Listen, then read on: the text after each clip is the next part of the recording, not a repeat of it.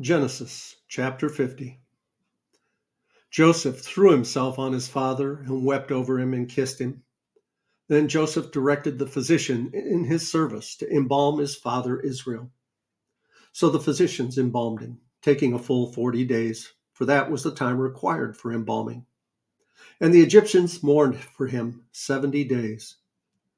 When the days of mourning had passed, Joseph said to Pharaoh's court, "If I have found favor in your eyes, speak to Pharaoh for me. Tell him, my father made me swear an oath and said, I am about to die. Bury me in the tomb I dug for myself in the land of Canaan. Now let me go up and bury my father, then I will return."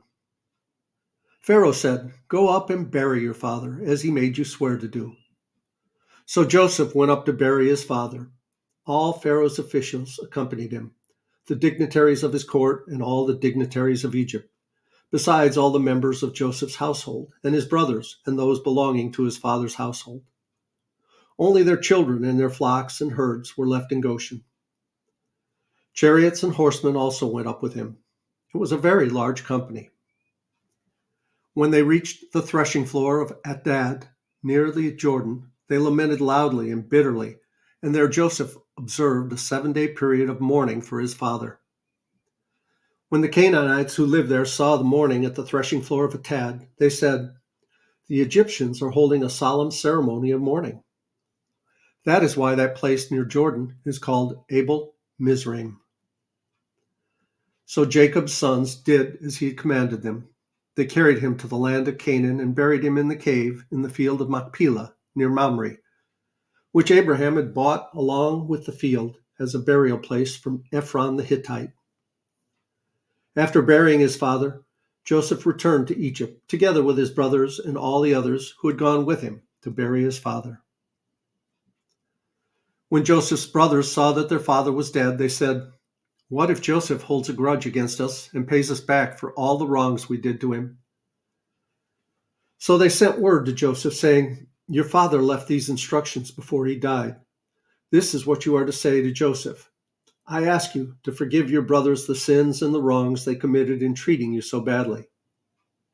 Now please forgive the sins of the servants of the God of your father." When their message came to him, Joseph wept. His brothers then came and threw themselves down before him. "We are your slaves," they said. But Joseph said to them, "Don't be afraid. Am I in the place of God? You intended to harm me, but God intended it for good to accomplish what is now being done, the saving of many lives. So then, don't be afraid. I will provide for you and your children." And he reassured them and spoke kindly to them.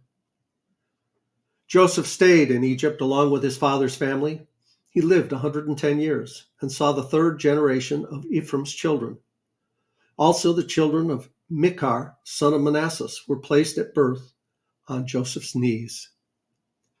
Then Joseph said to his brothers, "I am about to die, but God will surely come to your aid and take you up out of this land to the land he promised on oath to Abraham, Isaac, and Jacob." And Joseph made the Israelites swear an oath and said, "God will surely come to your aid, and then you must carry my bones up from this place." So Joseph died at the age of 110, and after they embalmed him, he was placed in a coffin in Egypt.